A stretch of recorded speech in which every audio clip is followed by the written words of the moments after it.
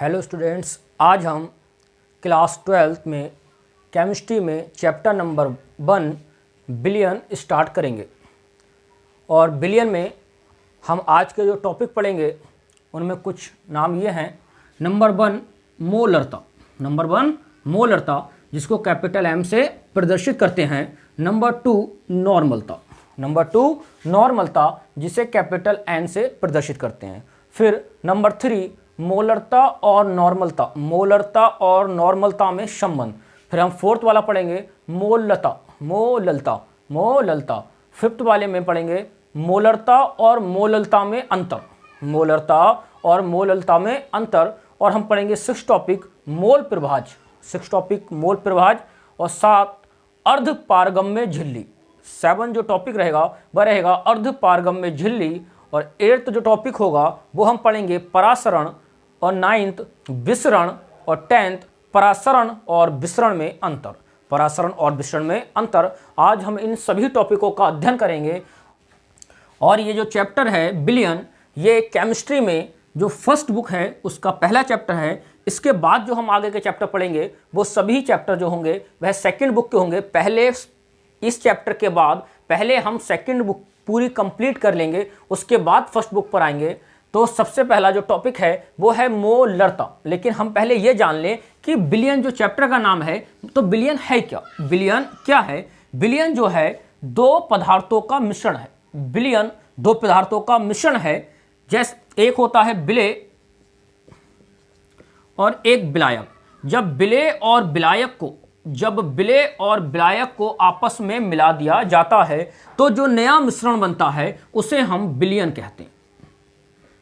जब बिले और विलायक को आपस में मिला दिया जाता है, उनके मिलाने से जो नया मिश्रण बनता है वह बिलियन कहलाता है। जैसे हम चीनी और पानी को आपस में मिला दें तो शरबत बनता है, शरबत बनता है। तो यहां जो चीनी है वो बिले है, पानी जो है विलायक है। और चीनी और पानी को जब हमने आपस में मिला दिया तो जो नया मिश्रण बना शरबत, जो नया मिश्रण शरबत बना वह बिलियन है। तो चैप्टर का नाम समझ में आ गया होगा कि बिलियन क्या है। बिलियन 2 पदार्थों का मिश्रण है जिसमें से उस एक पदार्थ को हम बिले और दूसरे पदार्थ को हम विलायक कहते हैं। जब बिले और विलायक आपस में मिल जाते हैं तो जो नया मिश्रण बनता है उसे हम बिलियन कहते हैं। लेकिन कैसे हम पहचानेंगे कि जो 2 पदार्थ मिलाए गए हैं उसमें से कौन बिले है और कौन विलायक है। तो अगर हमें पहचानना है कि कौन बिले है और कौन विलायक है तो जो कम मात्रा में होता है, जो कैसा होता है, कम मात्रा में, जो कम मात्रा में होता है उसे हम बिले कहते हैं। जो कम मात्रा में होता है उसे हम बिले कहते हैं। जो अधिक मात्रा में होता है उसे हम विलायक कहते हैं। जो कम मात्रा में होता है उसे हम बिले कहते हैं। और जो अधिक मात्रा में होता है, जो अधिक मात्रा में होता है उसे हम विलायक कहते हैं।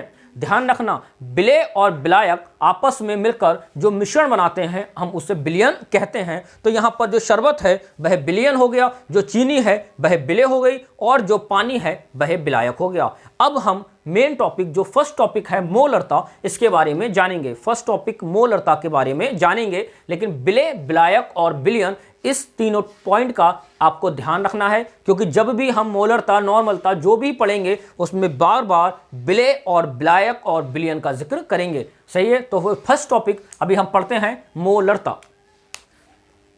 देखिए फर्स्ट टॉपिक जो है वो है मोलरता। तो मोलरता क्या है, पेपर में आता है कि बिलियन की मोलरता किसे कहते हैं, बिलियन की मोलरता किसे कहते हैं। तो देखिए हमने कोई पात्र ले लिया, इस पात्र में हमने चीनी और पानी दोनों का मिश्रण घोल दिया। चीनी और पानी, ये चीनी हो गई और ये पानी हो गया। हमने चीनी और पानी दोनों का मिश्रण एक पात्र में घोल दिया है। मान लीजिए चीनी को हमने 800 ग्राम घोल दिया और जो पानी है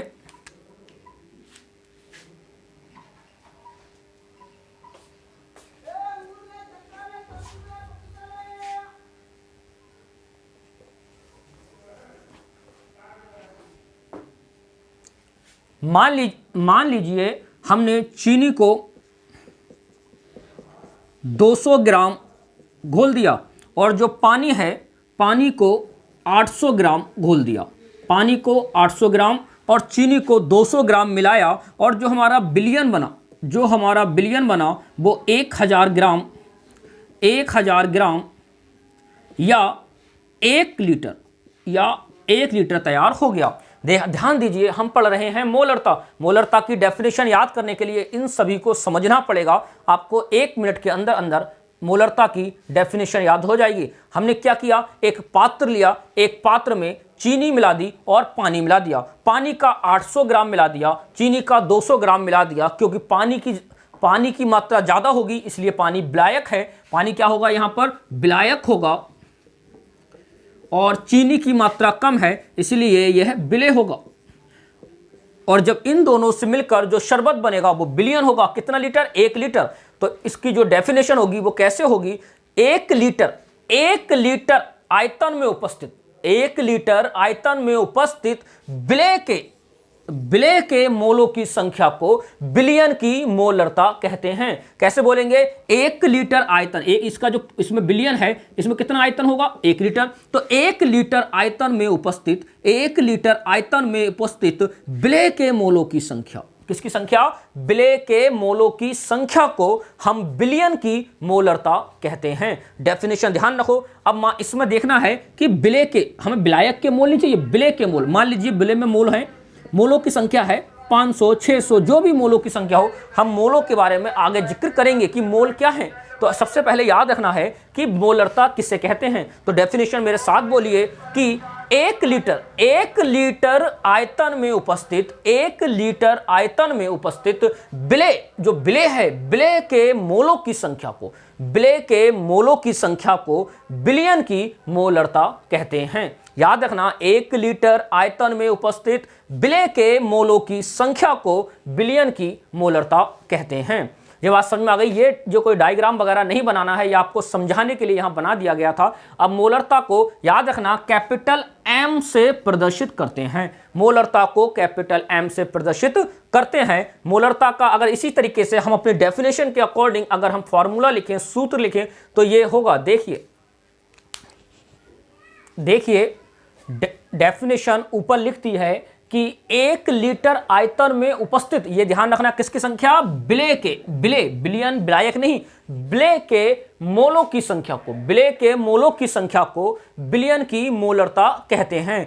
इसे कैपिटल M से प्रदर्शित करते हैं। इसका जो फॉर्मूला है इसी डेफिनेशन के अकॉर्डिंग है।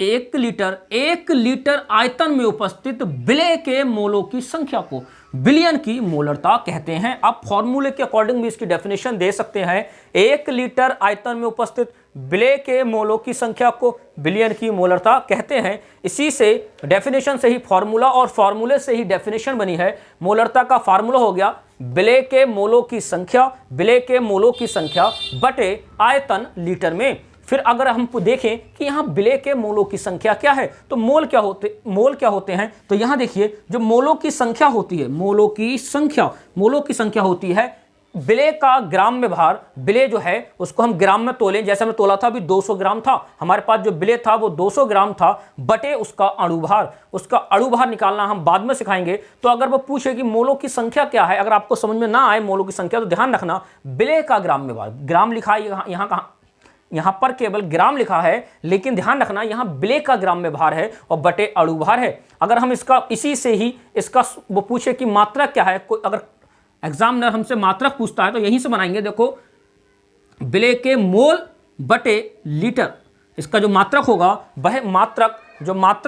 वह होगा मोल प्रति लीटर। सूत्र से ही हम इसका मात्रा निकाल लेंगे और इससे मोलों की संख्या से एक नया फार्मूला बनाएंगे। जहां जहां विलेय के मोलों की संख्या है, विलेय के मोलों की संख्या की जगह हम लिख देंगे विलेय का ग्राम में भार बटे विलेय का अणुभार, विलेय का ग्राम में भार बटे विलेय का अणुभार गुणा बटे में ऑलरेडी ही आयतन लीटर में है, तो इसी के फार्मूले से ऊपर विलेय के मोलों की संख्या की जगह पर हम लिख देंगे विलेय का ग्राम में भार बटे नीचे आ जाएगा विलेय का अणुभार गुणा आयतन लीटर में। तो आप ध्यान रखना कि हम नोट्स आपको बोर्ड पर ही लिखते रहेंगे, बिलियन के, ओनली बिलियन के नोट्स आपको बोर्ड पर मिलेंगे। तो आप नोट करते रहना, साथ ही साथ एक कॉपी बना लीजिए। तो ध्यान, मोलरता आपके उम्मीद करते हैं समझ में आ गई होगी। अभी हम नेक्स्ट टॉपिक नॉर्मलता के बारे में जिक्र करेंगे। देखिए सेकंड टॉपिक नॉर्मलता। तो अगर आपको फर्स्ट टॉपिक याद हो गया मोलरता, तो नॉर्मलता उसी के जैसा है, बिल्कुल सेम टू सेम है, बस थोड़ा सा चेंज है। हमने जहां कहा था, इसमें अगर हम नॉर्मलता और मोलरता का जिक्र करें तो नॉर्मलता में भी एक पात्र लेते हैं। एक पात्र में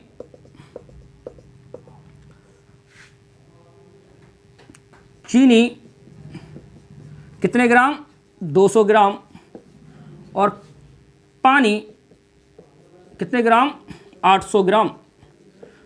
चीनी 200 ग्राम, पानी 800 ग्राम। हमारे पास जो बिलियन बना शरबत, भाई कितना हो गया, 1000 ग्राम। 1000 ग्राम या 1 लीटर, 1000 ग्राम या 1 लीटर।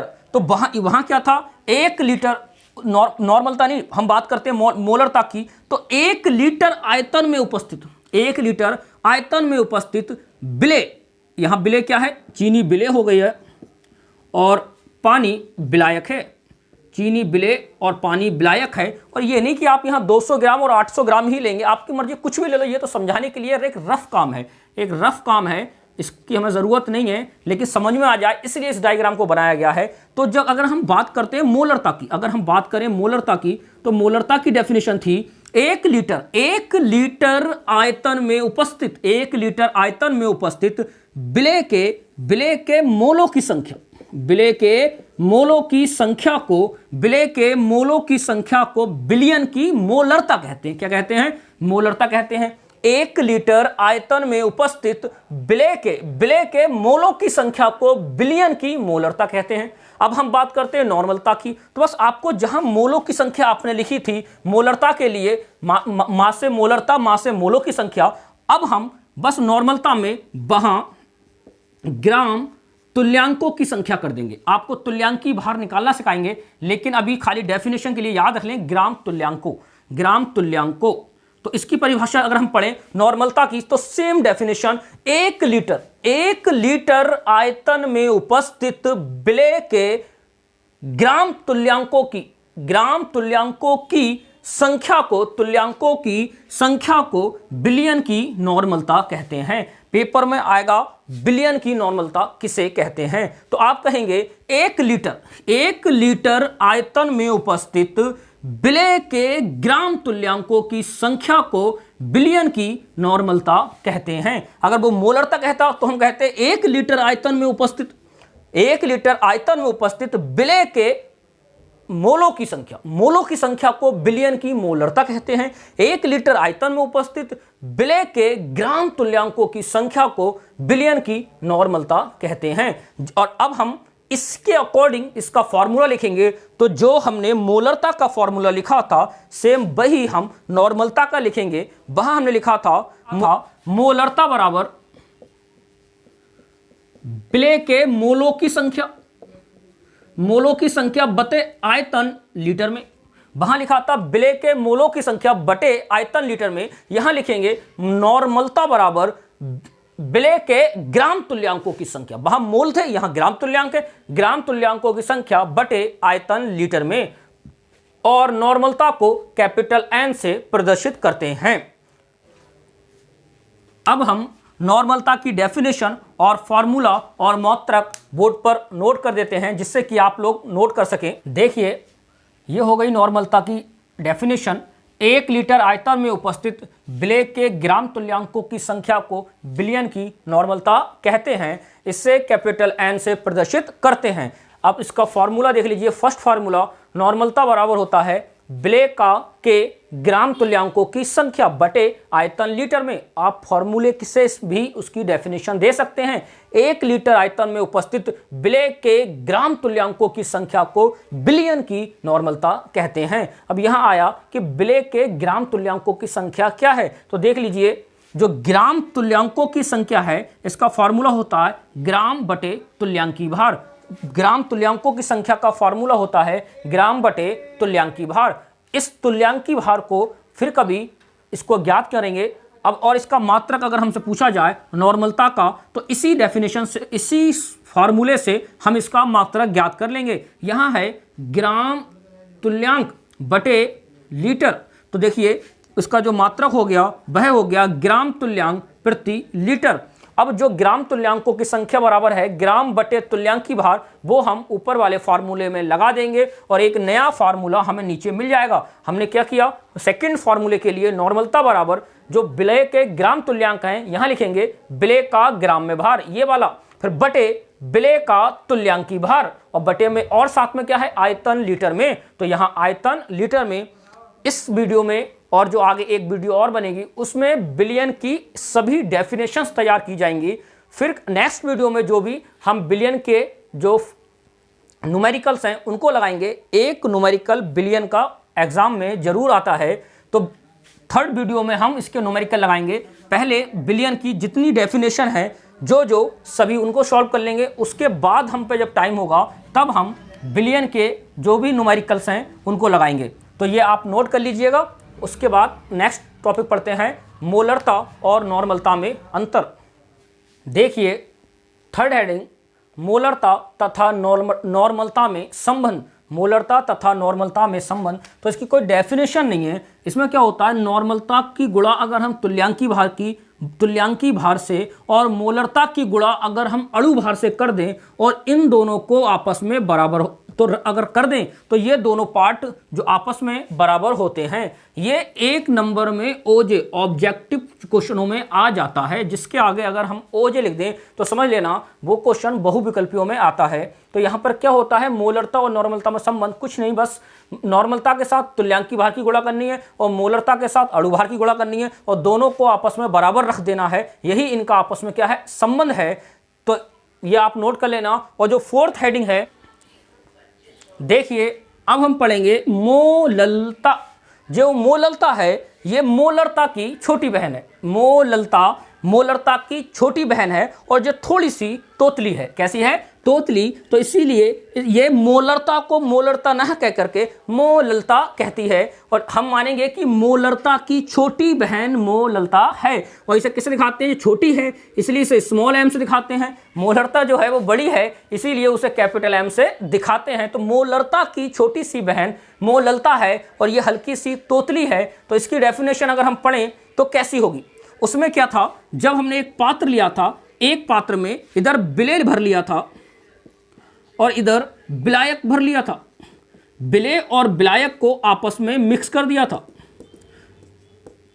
तो यहां बना था बिलियन।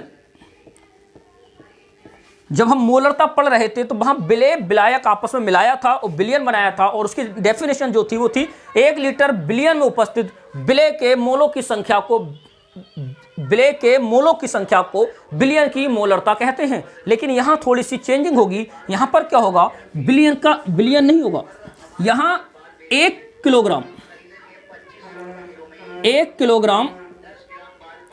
किलोग्राम विलायक होगा। इसमें मान लीजिए 1 किलोग्राम विलायक भरा हुआ है, 1 किलोग्राम विलायक होगा और 1 किलोग्राम विलायक में से हम विलेय के मोलों को छाटेंगे, विलेय के मोलों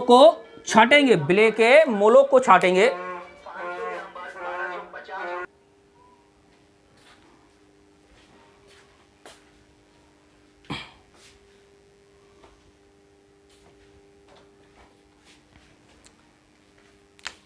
हमने कहा जो हमारे पास विलायक था 1 किलोग्राम, उसके अंदर से हमने क्या छाटा, विलेय को छाटा और उसमें देखा मोलों की संख्या। तो इसकी डेफिनेशन जो मोललता की होगी, जो मोलरता की छोटी बहन है मोललता, इसीलिए उसमें थोड़ी छोटी बहन है तो उसमें चेंजेस है। तो उसमें चेंजेस हैं वो क्या है, 1 किलोग्राम वहां था 1 लीटर, यहां किलोग्राम।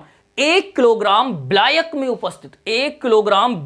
उपस्थित विलेय के 1 किलोग्राम के अंदर जो 1 किलोग्राम विलायक है उसके अंदर जो उपस्थित विलेय है उसमें जो मोलों की संख्या है वह विलयन की मोललता कहलाती है। मोललता को ध्यान रखना, मोलरता की छोटी बहन जो है वो मोललता है। और इसे कैसे दिखाते हैं? स्मॉल m से दिखाते हैं, प्रदर्शित करते हैं। और उसकी डेफिनेशन थोड़ी सी चेंज है, बस वहां था 1 लीटर, यहां है 1 किलोग्राम, वहां था बिलियन, यहां है विलायक। तो 1 किलोग्राम विलायक में उपस्थित विलय के मोलों की संख्या को बिलियन की मोललता कहते हैं। इसे स्मॉल m से प्रदर्शित करते हैं। हम जो इन क्वेश्चनों को बार बार देखना, आप डेफिनेशन को रिपीट करते रहते हैं, तो आप क्या करा करो, हमारे साथ डेफिनेशन को रिपीट किया करो, जिससे कि आपको भी वो याद होने लगे, धीरे धीरे समझ में आने लगे। जब हम किसी के साथ बोलते हैं तो चीज़ें हमें ज़्यादा समझ में आती हैं। इसीलिए जब हम बोला करें और आपके जब फर्स्ट टाइम समझ में आ जाया करे, तो सेकेंड टाइम जब हम उसको रिपीट करें तो आप भी हमारे साथ उसको क्या करें, रिपीट करें। हमने क्या कहा? 1 किलोग्राम विलायक में उपस्थित विलय के मोलों की संख्या को विलयन की मोललता कहते हैं। उम्मीद करते होंगे कि समझ में आ गया है। अब हम मोललता की नीचे डेफिनेशन, उसका मात्रक, उसका फार्मूला सब लिख देते हैं, आप नोट कर लेना। देखिए मोललता की डेफिनेशन, 1 किलोग्राम विलायक, वहां बिलियन था, यहां विलायक है, विलायक में उपस्थित विलय के मोलों की संख्या को विलयन की मोललता कहते हैं। इसे स्मॉल m से प्रदर्शित करते हैं। इसकी जो फार्मूला है, फर्स्ट फार्मूला, वो मोललता का फार्मूला है विलय के मोलों की संख्या बटे विलायक का किलोग्राम में भार। वहां था आयतन लीटर में, यहां है विलायक का किलोग्राम में भार। अगर वही इसका हमसे मात्रक लिखने को कहे तो हम यहां ही से मात्रक ले लेंगे, मोलों के मोल प्रति किलोग्राम, मोल प्रति किलोग्राम। तो यहां जो मात्रक हो गया वह हो गया मोल प्रति किलोग्राम। उसके बाद हम जानते हैं यहाँ विलय के मोलों की संख्या क्या होती है, तो जो मोलों की संख्या होती है वह होती है ग्राम बटे अणुभार। लेकिन ग्राम बटे अणुभार विलायक का ना समझना, क्योंकि जो ऊपर है ये विलय के हैं, तो ये होगा विलय का किलोग्राम में भार बटे विलय का अणुभार। तो जब हम इससे सेकंड फार्मूला बनाएंगे तो जो सेकंड फार्मूला हमारा बन के आएगा वह आएगा मोललता बराबर विलय का किलोग्राम में, विलय का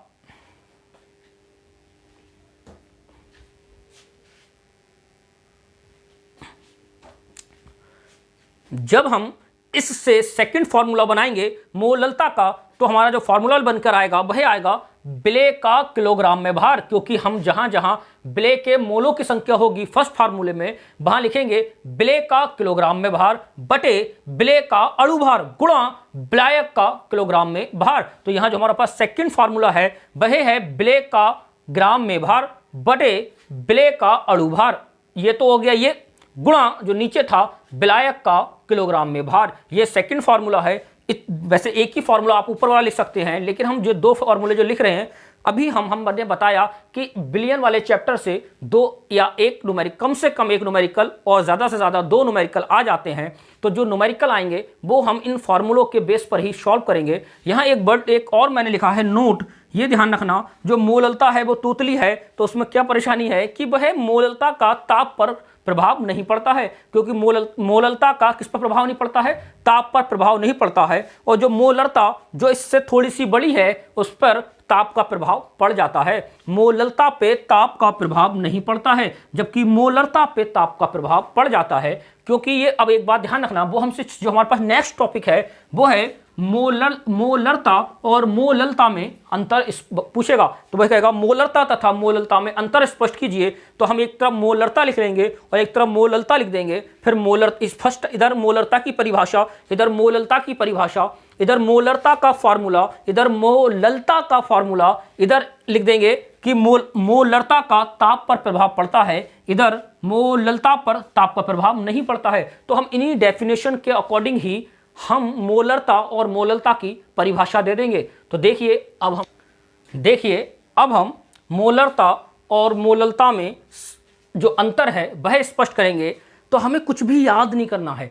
जो हमारे पास केमिस्ट्री है, केमिस्ट्री में ऐसी कोई भी डेफिनेशन या कोई भी समीकरण या इक्वेशन ऐसी नहीं है जो हमें याद करना पड़े। हम समझ कर करते रहेंगे। और ये वाली तो हम थोड़ी सी एग्जामिनर से चीटिंग कर करके ही इसको हम कैसे कर लेंगे, सॉल्व कर लेंगे अपने अकॉर्डिंग। कैसे? जैसे उसने कहा मोलरता और मोललता में अंतर बताइए। तो नंबर 1 हम सबसे पहले क्या करेंगे, इधर मोलरता की परिभाषा और इधर मोललता की परिभाषा लिख देंगे।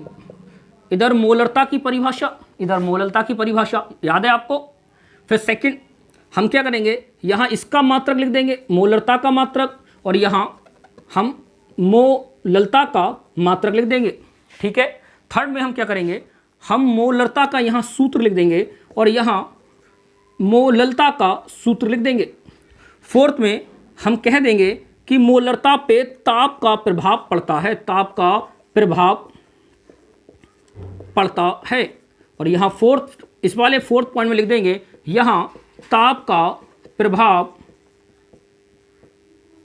नहीं पड़ता है। तो देखिए हमें हमारे अंतर बिल्कुल ठीक हो गए, गलत तो है नहीं, बिल्कुल अंतर है, स्पष्ट दिख रहे हैं। तो हम क्या करेंगे, सबसे पहले क्या करेंगे, मोलरता और मोललता को उतार लेंगे, यहाँ मोलरता की डेफिनेशन लिख कर आएंगे, यहाँ मोललता की डेफिनेशन लिख के, वहां पर ये मत लिखना परिभाषा नहीं, परिभाषा देनी है आपको। फिर उसके बाद यहाँ मात्रक इसका लिख देंगे मोलरता का, यहाँ मोललता का मात्रक, यहाँ इसका फार्मूला, यहाँ इसका फार्मूला, यहाँ बता देंगे कि ताप का प्रभाव पड़ता है, यहाँ बता देंगे ताप का प्रभाव नहीं पड़ता है। हमारा मोलरता और मोललता में क्या जाएगा, अंतर स्पष्ट हो जाएगा।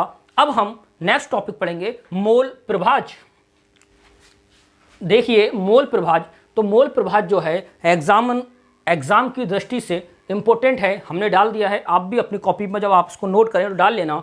तो मोल प्रभाज, तो मोल प्रभाज जो पूछ रहा है, ये मोल प्रभाज पूछ रहा है बिलियन का। तो देखिए मोल प्रभाज क्या है, जैसे हमने एक पात्र लिया, इसमें बिलियन भरा है, इसमें क्या भरा है, बिलियन आप जानते ही हैं, इसमें बिलियन है, बिलियन में दोनों के मोल होंगे, बिले के भी मोल होंगे, बिले के मोल, मान लीजिए बिले के मोल कितने हैं, स्मॉल n, यहां विलायक के भी मोल होंगे, विलायक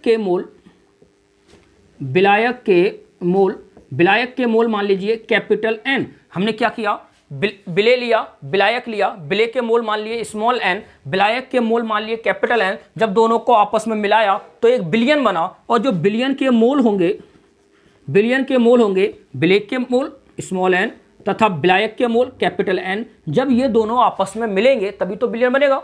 तो हमने क्या किया, हमने एक बिलियन लिया जिसमें बिले के भी मोल हैं, विलायक के भी मोल हैं, बिले के भी मोल हैं, विलायक के मोल हैं, बिले के मोल माने हमने स्मॉल n, विलायक के मोल माने कैपिटल N, जब दोनों के मिश्रण को मिला दिया तो बिलियन बना। और उसमें जो मोलों की संख्या थी वो थी small n plus capital N।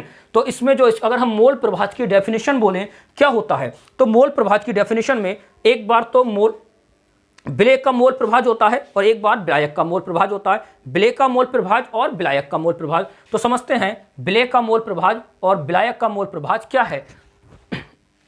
तो इसने कहा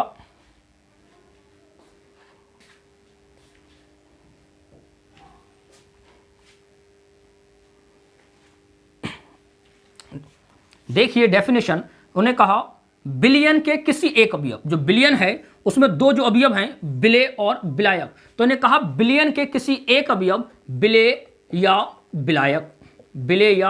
विलायक में उपस्थित मोलों की संख्या किसी एक में, मान लीजिए बिले में मोलों की संख्या कितनी है, स्मॉल n, तो या विलायक में मोलों की संख्या मान लीजिए कैपिटल N। तो इन्हें कहा बिलियन के किसी एक अवयव, या तो बिले ले लो या विलायक ले लो, उसमें मोलों की संख्या तथा जो बिलियन है उसमें जो कुल मोल हैं उनकी संख्या, कुल मोलों की संख्या कितनी है, n अपॉन कैपिटल N। बिले या विलायक का मोल प्रभाज कहलाता है। हम जानते हैं आपके सही से समझ में अभी नहीं आया होगा,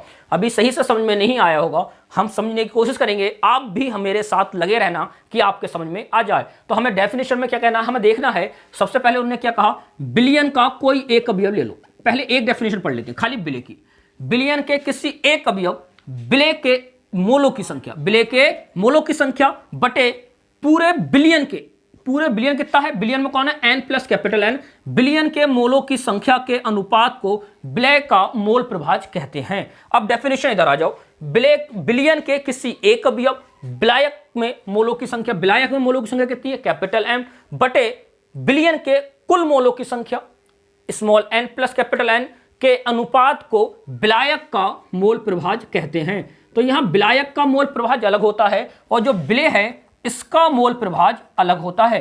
तो हम अगर हमसे पूछे वो विलेय का मोल प्रभाज्य और विलायक का मोल प्रभाज्य, तो विलेय के मोल प्रभाज्य के लिए हमें क्या कहना पड़ेगा, बिलियन का एक अवयव विलेय के मोलों की संख्या बटे पूरे बिलियन के मोलों की संख्या के अनुपात को विलेय का मोल प्रभाज्य कहते हैं। अब हम बात करते हैं विलायक की, तो विलायक में क्या कहेंगे, बिलियन के किसी एक अवयव विलायक के मोलों की संख्या, विलायक के मोलों की संख्या बटे बिलियन के कुल मोलों की संख्या के अनुपात को विलायक का मोल प्रभाज्य कहते हैं। मान लीजिए विलेय के मोलों की संख्या 3 है और विलायक के मोलों की संख्या 7 है, तो कुल मोलों की संख्या, कुल बिलियन की मोलों की संख्या कितनी हो जाएगी, 3 + 7।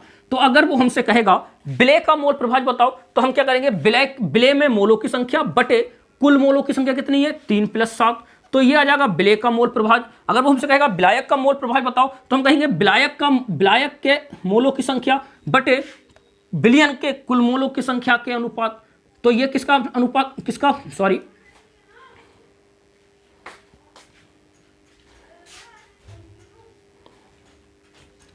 तो ये किसका अनुपात आ जाएगा,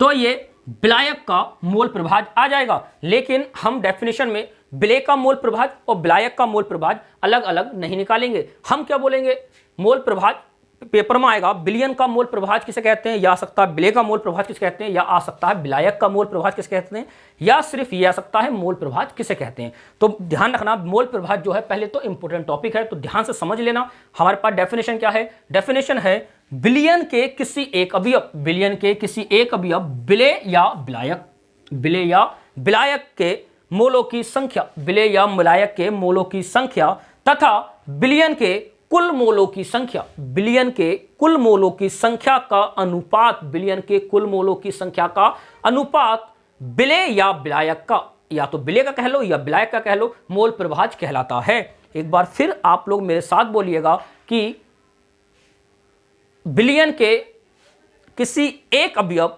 विलेय या विलायक, बिलियन के किसी एक अवयव विलेय या विलायक में मोलों की संख्या तथा बिलियन के कुल मोलों की संख्या, बिलियन में उपस्थित कुल मोलों की संख्या के अनुपात को विलेय या विलायक का मोल प्रभाज्य कहते हैं।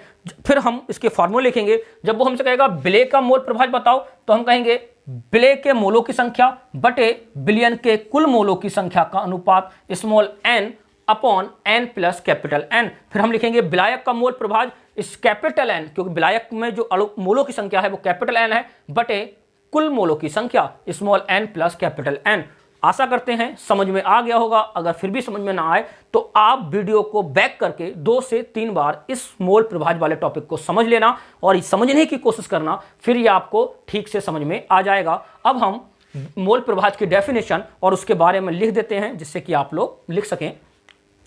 देखिए मोल प्रभाज्य की डेफिनेशन, बिलियन के किसी एक अवयव विलेय या विलायक के मोलों की संख्या तथा बिलियन में उपस्थित कुल मोलों की संख्या के अनुपात को विलेय या विलायक का मोल प्रभाज्य कहते हैं। हमने मान लिया किसी बिलियन में जो विलेय के मोलों की संख्या है वो कितनी है, स्मॉल n, तथा विलायक में जो मोलों की संख्या है वह कितनी है, कैपिटल N। तो एक बार विलेय का मोल प्रभाज्य और एक बार विलायक का मोल प्रभाज्य निकाल लेते हैं। विलेय का जो मोल प्रभाज्य होगा वह होगा विलेय के मोलों की संख्या बटे कुल मोलों की संख्या। फिर होगा विलायक का मोल प्रभाज्य, तो विलायक के मोलों की संख्या बटे कुल बिलियन के मोलों की संख्या। अगर हम विलेय का मोल प्रभाज्य और विलायक का मोल प्रभाज्य मिला दें और बिलियन का जो मोल प्रभाज्य बनेगा वह सदैव 1 होता है। तो देखिए मैंने यहाँ नोट लिखा है कि बिलियन का जो मोल प्रभाज्य होता है वह सदैव 1 होता है। ये जो क्वेश्चन जो पूछा जाता है ये ओजे में पूछा जाता है कि बिलियन का मोल प्रभाज्य कितना होता है। 4 ऑप्शन दे देगा, 3, 4, 5 और 1। तो आपको ध्यान रखना जो बिलियन का मोल प्रभाज्य होता है वह सदैव कितना होता है, 1 होता है। अब हम नेक्स्ट टॉपिक पढ़ेंगे अर्धपारगम्य झिल्ली। अर्धपारगम्य झिल्ली देखिए 7 टॉपिक जो है हमारे पास है, क्या है, अर्धपारगम्य झिल्ली। ये भी क्या है, इंपॉर्टेंट है, जैसे मोल प्रभाज्य इंपॉर्टेंट था। तो अर्धपारगम्य झिल्ली आप लोगों ने भी देखी है, जो अर्धपारगम्य झिल्ली है वो आप लोगों ने भी देखी है। आपने अंडा देखा होगा, अंडे को जब हम उबाल लेते हैं तो उसके ऊपर एक परत आती है।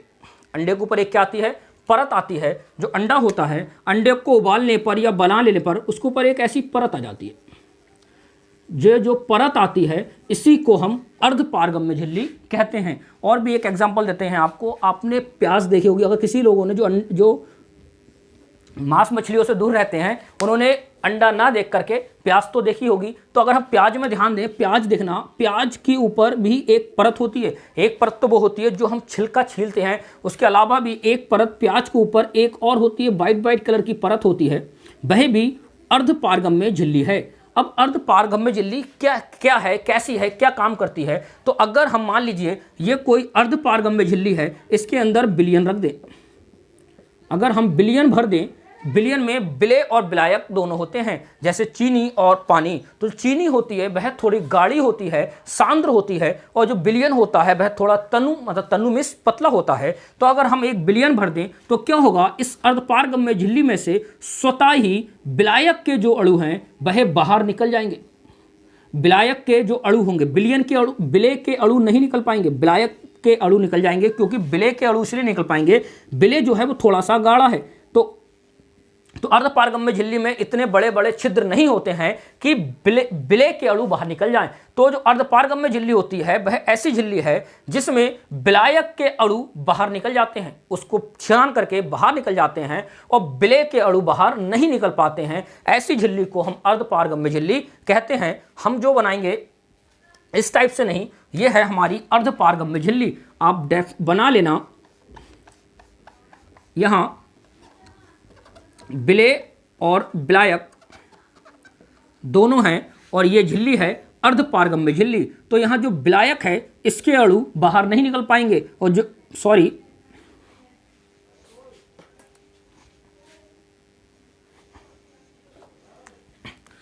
यहां जो विलेय है, विलेय के अणु बाहर नहीं निकल पाएंगे, लेकिन विलायक के अणु इसको छान करके, इसमें से छन करके बाहर निकल जाएंगे। तो एक ऐसी की झिल्ली जिसमें विलेय के अणु बाहर नहीं निकल पाते हैं और विलायक के अणु बाहर निकल जाते हैं, अर्धपारगम्य झिल्ली कहलाती है। अर्धपारगम्य झिल्ली से अगर हम फॉर एग्जाम्पल लें, जैसे तो आपने देखा होगा किशमिश जो होती है प्रारंभ में बहुत ही पतली होती है। अब हमने क्या किया, हमने ये किशमिश ले ली लटी दुबली। कैसी ले ली?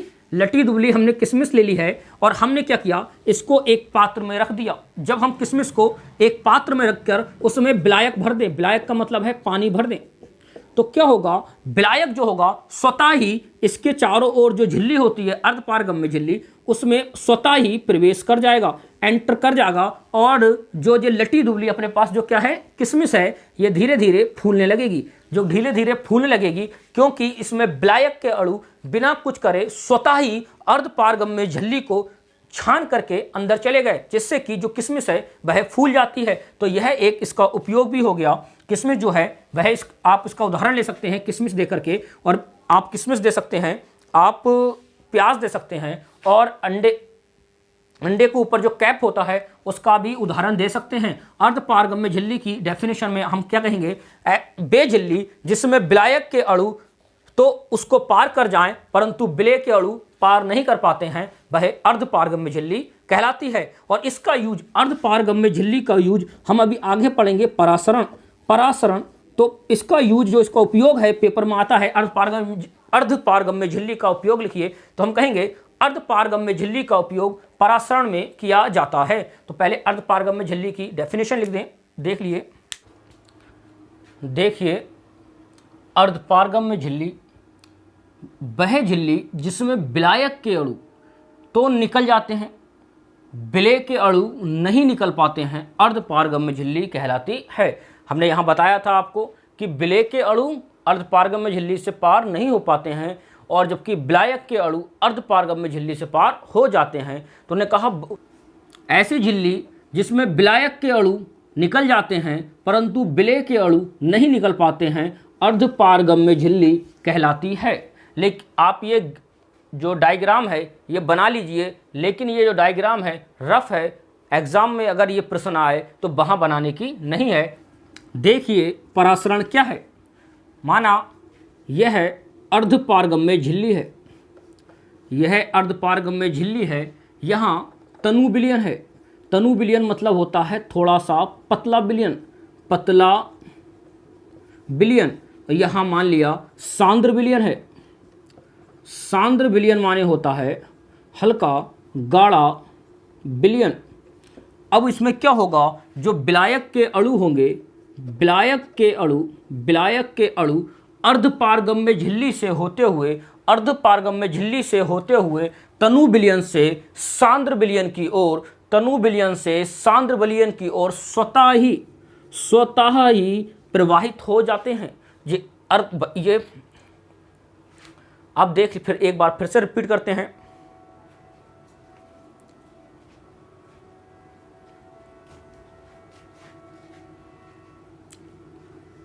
यहां जो विलायक के अणु हैं अर्धपारगम्य झिल्ली से होते हुए तनु विलयन से सांद्र विलयन की ओर स्वतः ही प्रवाहित हो जाते हैं। यह पूरा प्रोसेस परासरण कहलाता है।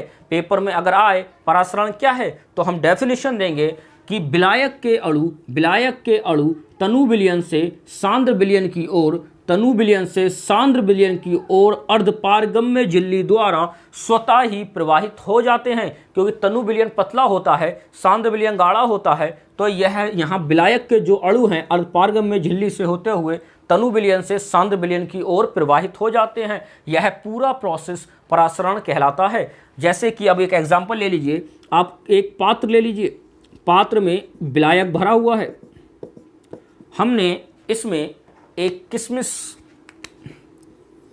डाल दी। अब क्या होगा, किशमिश के चारों ओर अर्धपारगम्य झिल्ली होती है, किशमिश के चारों ओर अर्धपारगम्य झिल्ली होती है। अब विलायक के अणु ये जो पात्र है इसमें सब तनु विलयन भरा है, अंदर सांद्र विलयन है, तो विलायक के अणु तनु विलयन से सांद्र विलयन की ओर स्वतः ही प्रवाहित होने लगेंगे। तो ये किशमिश के अंदर जो जल है वह प्रवाहित होने लगेगा। धीरे धीरे हम देखेंगे किशमिश की मोटाई बढ़ती चली जाएगी, किशमिश की मोटाई बढ़ती चली जाएगी और किशमिश फूलने लगेगी। यह पूरा प्रोसेस परासरण कहलाता है। परासरण की डेफिनेशन ये होगी कि विलायक के अणु तनु विलयन से सांद्र विलयन की ओर, विलायक के अणु तनु विलयन से सांद्र विलयन की ओर अर्धपारगम्य झिल्ली द्वारा स्वतः ही प्रवाहित हो जाते हैं। इस घटना को हम परासरण कहते हैं। और परासरण के लिए कोई उदाहरण तो हम कहेंगे, जैसे किसी भी किशमिश को जल में डाल देने पर वह फूल जाती है। अब हम परासरण के बारे में बोर्ड पर नोट करेंगे। देखिए, परासरण वह घटना है जिसमें विलायक के अणु तनु विलयन से सांद्र विलयन की ओर अर्धपारगम्य झिल्ली से होकर स्वतः ही प्रवाहित हो जाते हैं। यह घटना परासरण कहलाती है। हमने यहाँ पर जैसे एग्जाम्पल भी लिख दिया है, किशमिश को जल में डालने पर वह फूल जाती है। अभी थोड़ी देर पहले हमने इसका यहाँ डायग्राम बनाया था, वो रफली डायग्राम आप अपने नोट्स में बना लेना ताकि परासरण आपको ठीक से याद रहे। लेकिन ये ध्यान रखना, तनु मिस होता है पतला और सांद्र मिस गाढ़ा होता है। तो जो विलायक के अणु हैं तनु विलयन से सांद्र विलयन की ओर अर्धपारगम्य झिल्ली से होते हुए जाते हैं। अब हमने परासरण पढ़ लिया, अब हम पढ़ेंगे 9 टॉपिक विसरण। देखिए, अब हम पढ़ेंगे विसरण। विसरण क्या है? विसरण वह घटना है जिसमें एक, मान लीजिए इधर है तनु विलयन, इधर है सांद्र विलयन।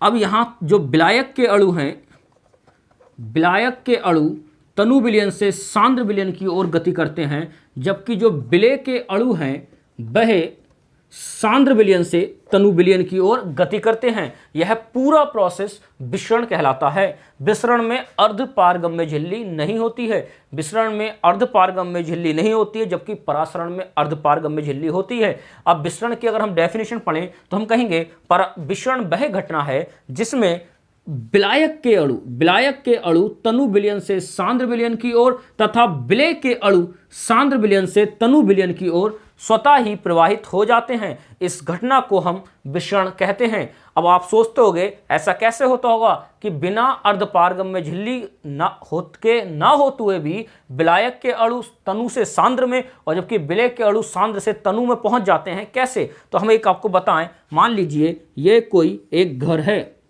यह एक घर है, इसके अंदर एक इत्र की शीशी रखी है, एक इत्र की शीशी रखी हुई है। अब हमने क्या किया, इसके ऊपर से कैप हटा दिया, इत्र की शीशी को कमरे में खुला छोड़ दिया।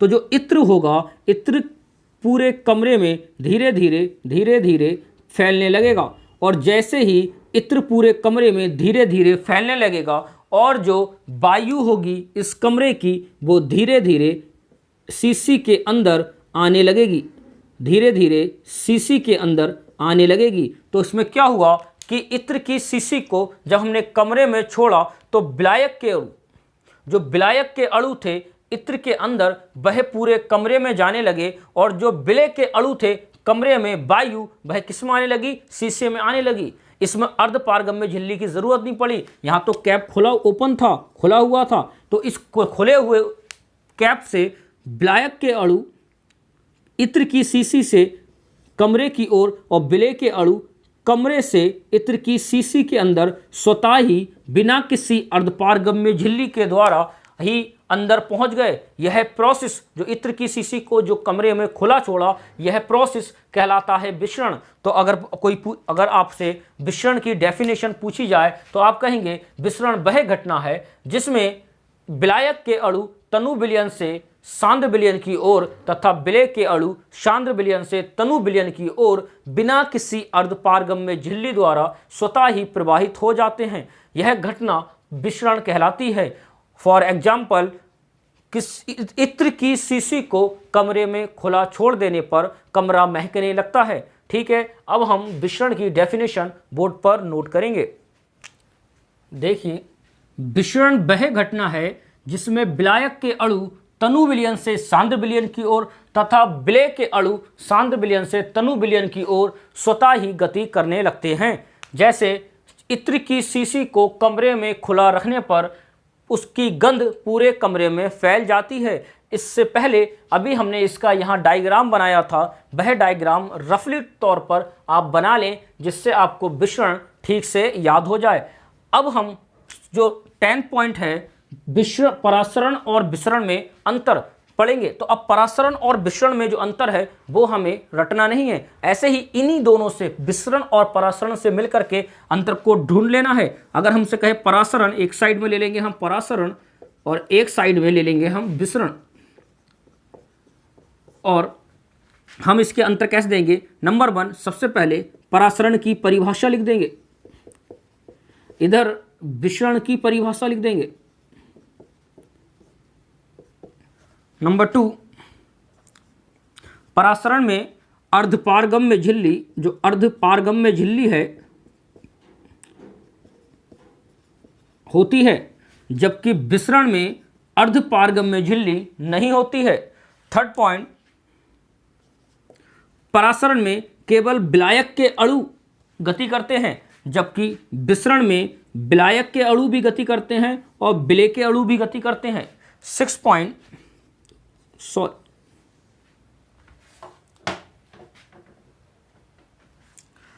पॉइंट, इसका उदाहरण दे देंगे किसमिस वाला, और इसका 4th पॉइंट में उदाहरण दे देंगे इत्र वाला। तो आप परासरण और विसरण में अंतर स्वतः लिखेंगे। कैसे, एक साइड में हेडिंग डालना परासरण, एक साइड में हेडिंग डालना विसरण, इधर परासरण की परिभाषा लिख देना, इधर विसरण की परिभाषा लिख देना। यहाँ कहना परासरण में अर्धपारगम्य झिल्ली का होना जरूरी होता है, इधर यहाँ लिख देना विसरण में अर्धपारगम्य झिल्ली नहीं होती है। इसका 3rd पॉइंट लिखना, परासरण में केवल और केवल विलायक के अणु गति करते हैं। इसका 3rd पॉइंट लिखना, विसरण में विलायक के अणु और विलय के अणु दोनों ही गति करते हैं। 6th पॉइंट, इसका किसमिस वाला उदाहरण दे देना। इसका 4th पॉइंट में इत्र वाला उदाहरण दे देना। आपका जो 10 टॉपिक्स थे मोलरता से लेके परासरण और विसरण में अंतर तक इस वीडियो में क्लियर हो गया, कंप्लीट हो गया। अब